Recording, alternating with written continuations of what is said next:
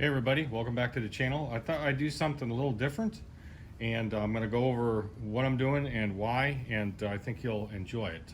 As you can see here, I have a toy of this is in particular one is a 1963, I'm sure you can't see that, but 1963 Volkswagen Bus Double Cab. The scale is 1 to 34, and what I'd like to do is make this as close of a duplicate to the Mustie1 Volkswagen pickup truck like this, which he calls Crusty. Now, if you're familiar with Mustie1's channel, which I hope you are, he's a really cool guy, lives up in New Hampshire, very fond of his work ethic in particular. He has an extremely exceptional work ethic that I share myself, as a matter of fact. And so I really appreciate the guy, and I've learned a lot from his channel too. And so I'd like to kind of do something on my channel, and then we'll ship it up to him. And then if I can get an address, he's a pretty private guy. And then we'll see what he thinks. Now, I'm going to interject maybe even more than once in a while here, pictures or still picture of his Crusty off of a variety of video screenshots. Because he has it on quite a few of his videos. In fact, one recent video he did, and this, when I'm shooting this today, it's July 8th, he just kind of donated or lent it to a museum, I think in Massachusetts somewhere, and so it's going to be there for a year. So there was some pretty good video on that, and so you can really get a really clear look what it looks like. So right now I'm going to go ahead and stick a picture of it in, and we'll talk over that photo for a few moments. And as you can see, there is some writing on the doors of that truck in the photograph. His Volkswagen. Also, some on these little panels. I'm not going to be able to duplicate that. It's just too small. I'll come up with something maybe. But overall, what I wanted to do was just kind of make it look as close to that unit that he has. You said unit as possible. His Volkswagen. So actually, I've been thinking about this for a little while because my wife gets her prescriptions at CVS Pharmacy, not a sponsor, and nor do I endorse them over any other pharmacy. But they have on the end cap these little cars, and just so happens it's run the end cap of the main aisle that you walk back to go to the pharmacy. And I've been looking at these for quite a while, as I go by them, because I'm a car fan, of course. And I've been looking at this going, it'd be interesting if we could find like a Volkswagen pickup truck and then modify it, make it into like a Mustie1 Crusty truck. And I'm thinking, it's gonna be too hard. I couldn't really find the right copy. And then yesterday, I'm going to pick up a script for her, and here's this little guy sitting on the end cap. There's actually two different end caps where they have these toys. This one's closest to the pharmacy, and I grabbed it. Well, that's where the genesis of this idea came from. I don't think I know I think his name is Darren or something like that. I can't exactly remember. Again, he's a very private guy, but Mustie1 is about my age. From different anecdotal things he said over different videos about different time features in his life or factors that would be relative to my age. I'm 60, so I'm pretty sure he's close to that. So I thought it'd be kind of fun to do because, like I said, I really like the guy. I think he's excellent. He's got a great work ethic that needs to be celebrated and appreciated, and this is my way of doing that. So let's go ahead and get back to it. Okay, really quick on the format of the videos, the way I'm going to do it. I'm going to film this entire process, assuming it's successful, and if you see the videos, then it was, and then post them on YouTube. I don't want to post them in succession because, shh, don't tell Musty because it's a surprise. And so once we get everything done and everything's, rendered, and what I'll do is I will produce these and put them in the can, so to speak, as I go, and then just have them ready to upload when the time comes. So I just wanted to make sure I covered that part and to understand how, since this is part one, how I'm gonna run this entire project on video. Okay, well, I figured we start by seeing what we got. There's two screws on the bottom of this guy that I'm gonna take out and set aside so we don't lose them. And then we'll pull this chassis off. See what we got. It's got this little recoil spring type of doodad. how it powered itself in the intro, that first part of the video, where you just go backwards and it, you know, then it springs forward, which is kind of cool. So we're going to leave that. You know, there's no reason to mess with that. I'm going to set the chassis aside. We'll talk a little bit about that later. Let's talk about the body, though, in particular, the way the cab is formulated. This guy comes out. This is your interior. And the nice thing about that is it's not glued in, so we can actually, you know, paint that to whatever we need to. I don't remember the color of the interior of what he's got. You know, it's probably, you know, just crusty like the outside, which is okay. I love that patina, just as I'm sure just as much as he does.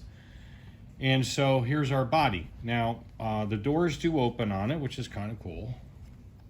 And they are held in by 2 screws.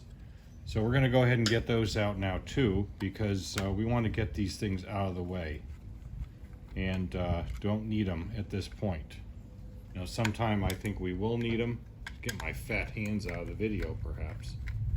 Well, I know we're going to need them eventually, obviously, when we put the thing back together. What I'm talking about is during this project, we will get to those when we get to them, in other words.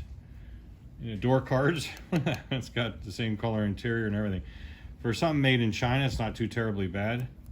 It is plastic, I'm almost certain of it, but it seems like it's pretty heavy. I'm not really sure if these may be pot metal, I'm not sure, but anyway. I'm trying to figure this one out. This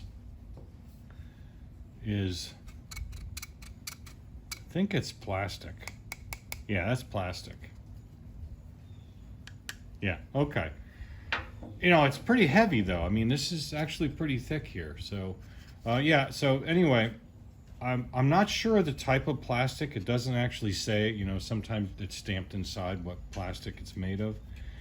I'm assuming this is ABS because it feels like ABS, and that would be a cheap plastic for them to make this out of. Also fairly durable and flexible.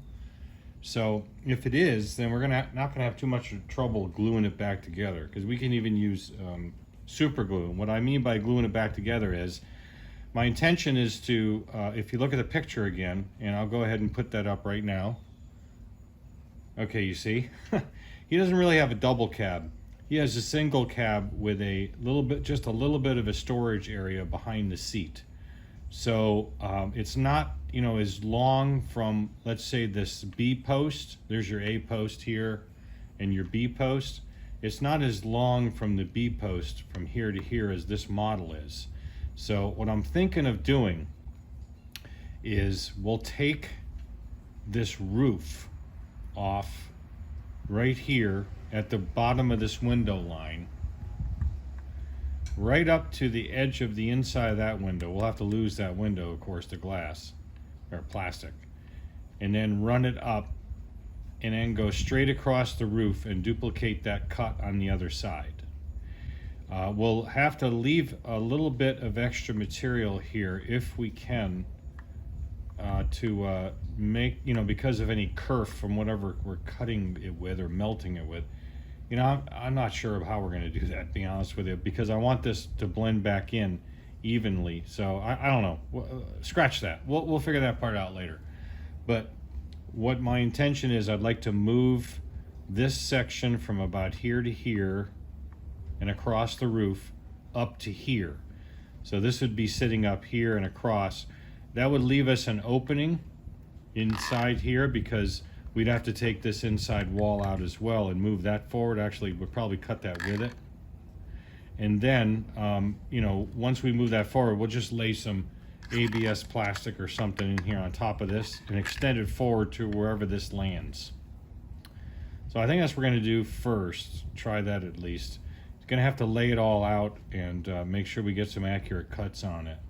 And then see where we can go with it from there. But I guess I'll talk about what I'm going to do, or what I want to try to do for paint. Now again, referencing that photo, that's a bluish, primerish patina. In fact, he talks about that when he got the vehicle.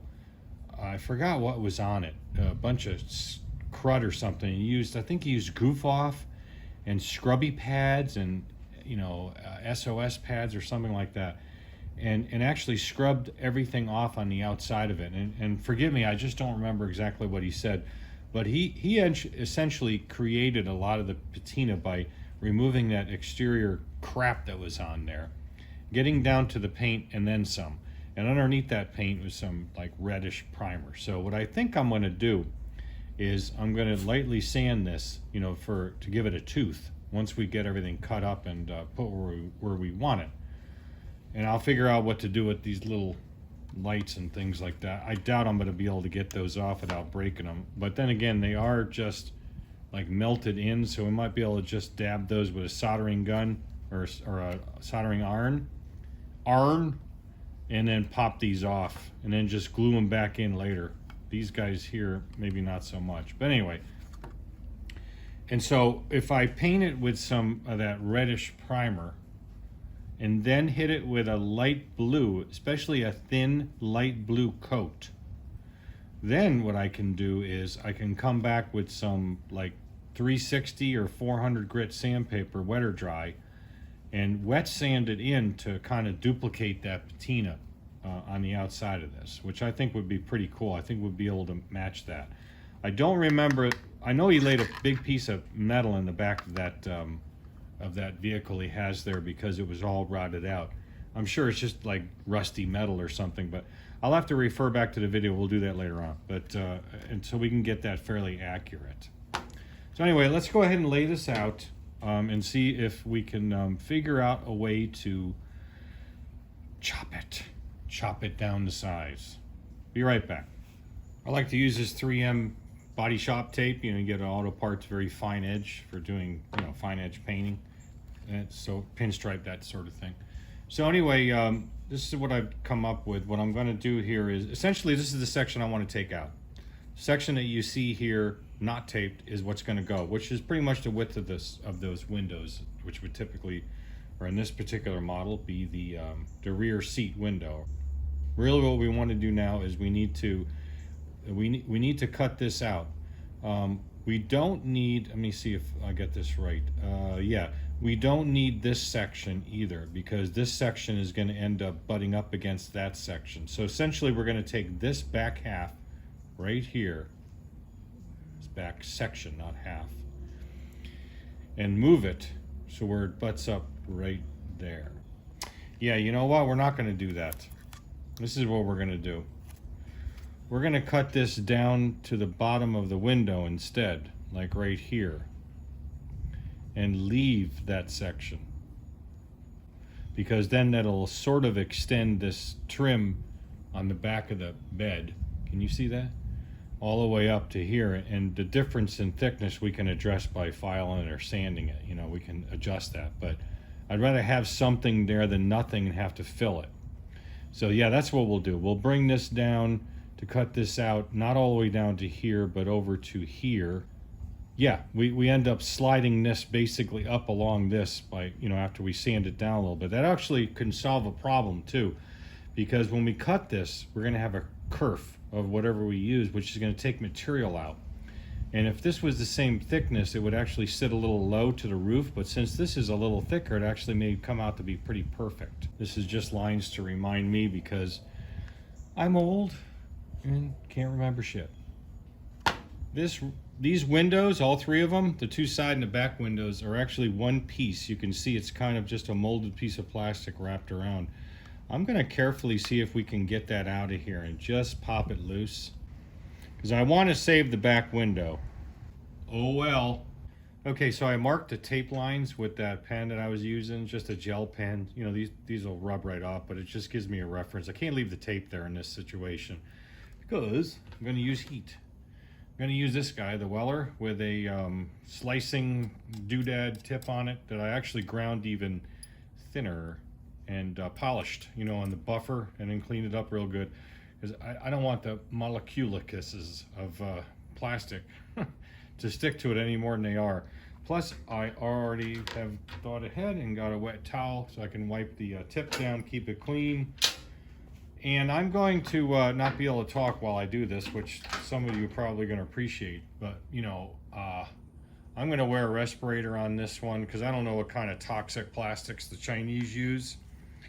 And I was a fire paramedic 30 years, so I've already breathed enough diesel soot, even more than a hooker at a truck stop. So basically, I don't need to breathe any more crap. So I'm going to go ahead and put this on, and we'll catch you in a bit.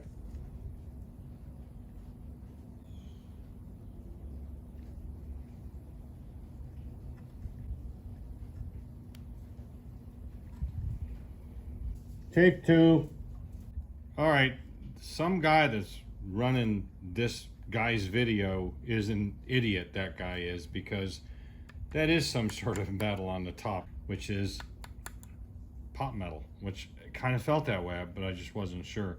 So my lines are still fairly intact. I'm going to go ahead and take care of that by getting my Dremel out. I'm not sure about the sides here, but we'll figure that out.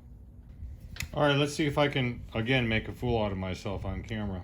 I want to stay to the inside of that line with this little grinder's kerf. That way we, leave enough of the material, or more of the material, behind.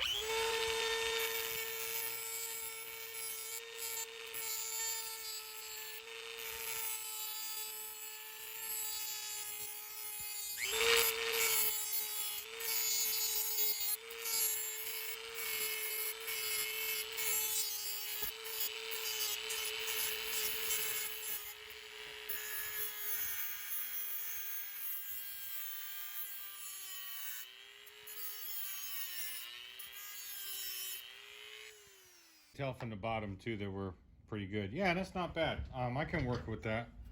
As long as I don't have any major gouges. Being that it's metal on the top here, it's not going to be a problem, because what we'll do is we'll end up just sanding it. Hell, you can even use body fill or some Bondo on that, so it's not a big deal. And of course, I forgot to mention, I got my safety squints on. Switched over from breathing squints to safety squints, so we're gonna be switching back though here in a moment. Get that out of the way, dang it. What guy left that there? Okay, so we got the main cut done. I'm pretty sure, I'm not sure if that's, I think the whole damn thing may be metal. Yeah, I think it is. So what I'm gonna do is I'm just gonna go ahead and cut this off all the way using that saw. Along the back side here, of course, we'll just have to run it just above that line. You know what? I got a better idea. Haha. We don't want to do that. That's plastic. We're going to take it with it. Since it's connected to it and we need to move it up, yeah, we're going to take that with it. So we're just going to, that's what we're going to do. We're just going to, let me zoom up, show you. We're going to come across here just like we normally would. All right. And then we're going to use the heat part and go down here in the corner and go this way. We're gonna go this way, and then this way, and back the other side. That way we can take that section with it, because it is made into it, so to speak, there, all right? So, yeah, this is kind of a work in progress here, but you get where I'm going with this. So let's go ahead and do that.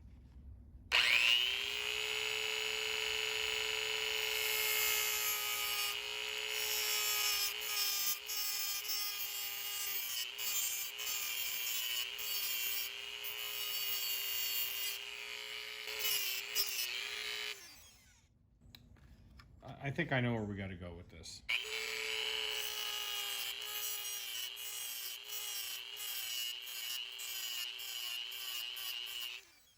All right. The problem is that there's a certain amount of metal that extends into this section where I'm going to cut. It's not, it's not like this goes all the way down metal-wise. It does butt up against a shoulder in here. But what I'm going to end up doing is probably having to do a little bit more cutting this way than I want. But let's go ahead and use the what do you call it? What's that thing called? The soldering gun with that little dealio, and we'll get this cut out.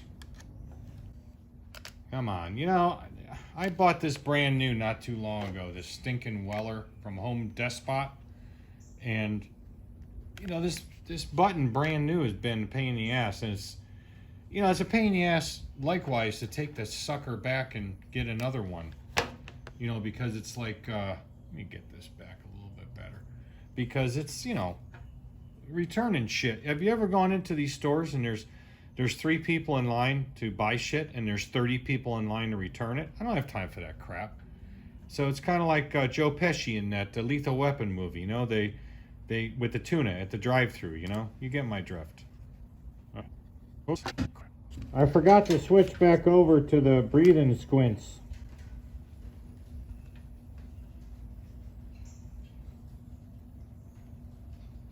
Definitely smells like ABS though. What do you say? Never mind.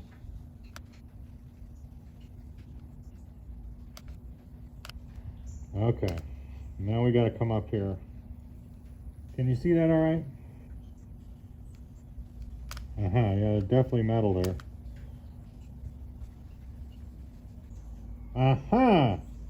Ah! Piece of crap, made in China junk. Swear to God.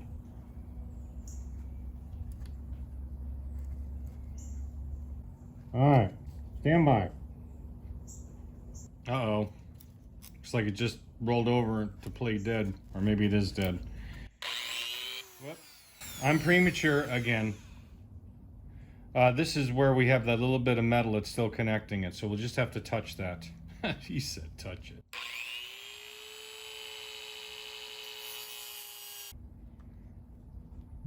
See where she wants to hold. Yeah, it's right here, definitely, because it drops down. Speak English. It drops down on the inside there a little bit, so we need to cut some more of that out, unfortunately. Crapola. Let's reevaluate that because we're loose here, we're cut away here. It's got to be right there, and we've already come down and around on that guy. Yeah, that's pretty good there. You know, between the actual bed and the... Yeah, that's loose. So it's got to be this one little section right there that's giving us a problem. 120 AC contact. Whoops.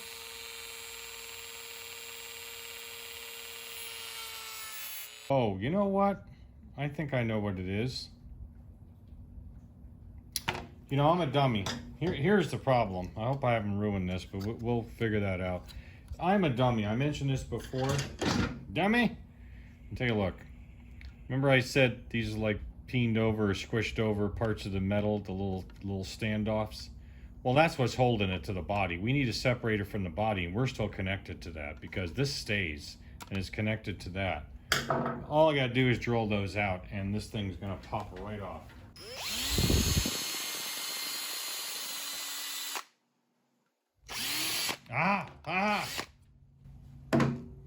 All right. Yeah. We want to take that with it, which we can do that, but in order to attach it to this back of this thing, we're gonna have to go.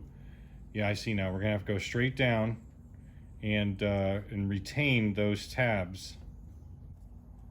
I don't want to let Musty down here. Do you?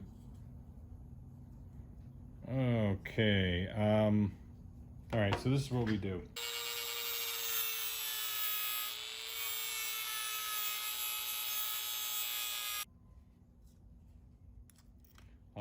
We have movement.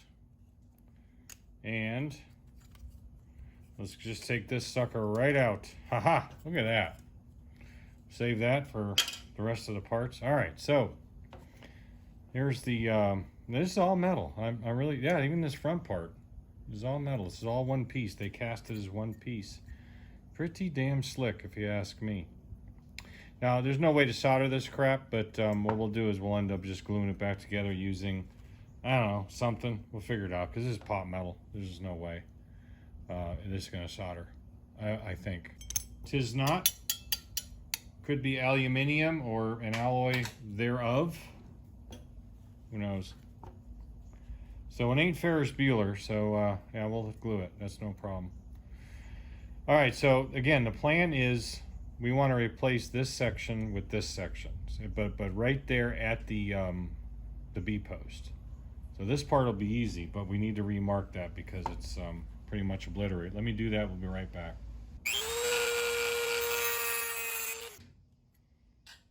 Makes me feel like a miniature V-Core, a guy on YouTube that cuts up and rebuilds cars. You know, a miniature version. Of course, if you look at him, he is a miniature version. So, anyway, where are we at? All right, so here's my plan here. Now, what we're going to end up doing is, of course, zooming first, so you can freaking see. And yeah, we can work with that. Like I said, being this is metal, we'll actually use some body filler. So yeah, look at that, look at that, look at that. This is what I was going for in my feeble brain, was something like this. And then it'll come in like this and sit back down, and we can move this, again, I want to move this, I don't know what that's called in a truck, you know, that back, the front of the bed, that dunnage area, I guess you want to call it. Move that up and reconnect it best we can up in here. And then, you know, but as far as the main part here, this is again what I'm looking for or going for, is to change it to what he has got in that vehicle, which is a regular cab. So definitely not a double cab or extended cab for like a crew, where a crew would sit. But this is what I was going for. And once we clean this up, it should sit down where this runs into that pretty good. You see what I mean? Can blend that in. Do that later time. All right, so here's the plan. I got it all cleaned up. Matches up pretty good, actually. I kind of like it. I got these body lines here to, see it? To line up pretty well. Same on the other side. I'm going to clean this up with some rubbing alcohol.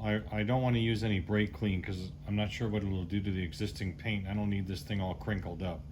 So I'm just going to use some 70% isopropyl alcohol. And we'll get it all cleaned up. And we're going to mix up some JB Weld. Just use a very little bit on the edge. I just don't want this all squirting out all over the place when we put it together. You said squirting. And then we'll let that set up and deal with these little spots at a later time, because like I just need the main superstructure of this roof gizmo to come back into some form of unity before I move on. Speaking of moving on, let's get to it. All right, now you're gonna want to wear gloves for two main reasons. Well, three if you count prostate exams, but basically you don't want to get this crap on your hands, but when you're, you know, cleaning it like with a towel and degreaser or what have you, if you're using bare hands, whether you're painting or gluing or something, you can recontaminate the surfaces that you want shit to stick to, and it won't stick worth shit. So basically what I like to do is take a little what are these, drink stirrers or something, I don't know, I get them at the store. You know, it ain't easy doing this.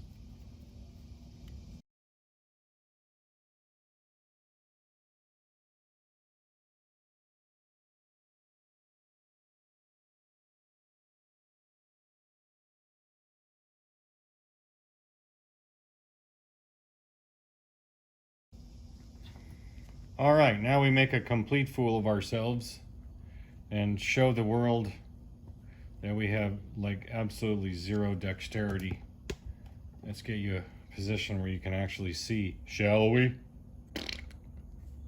There we are. Oh, that's better. Mo better. Oh, better. Oh, yeah, we can slide her around just a skosh when these clamps are on, maybe. Oh yeah, see how that jumped right in where it wanted to go? Oh yeah, see, that's perfect. Ah, I love it when a plan comes together. Lines are lined up, that body line is lined up on both sides. And okay, that's it on this. All right, stand up part one, and I hope you enjoyed what you saw. It's fun to do these kind of things. You know, I built a lot of models in the 1970s. Remember, I am old. And so I kind of like model building, and I still do. I liked it a lot back then, and I really like it as well. This is certainly is a model building, but I remember doing some customization to the old plastic models back then, using a lot of testers glue, probably why, you know, we have some Dame Bramage. So yeah, this is a lot of fun. I'm just going to remind you from what I said in an earlier part of the video, you're going to see these posted most likely on the channel when everything's done, and we'll put them up in succession because I don't want anybody to see them ahead of time, you know, because shh, don't tell Musty. And well, that way you can watch them all in succession if we're successful, and if you're seeing this video, we were. Till next time, part number 2. Thanks for watching. We'll catch you later.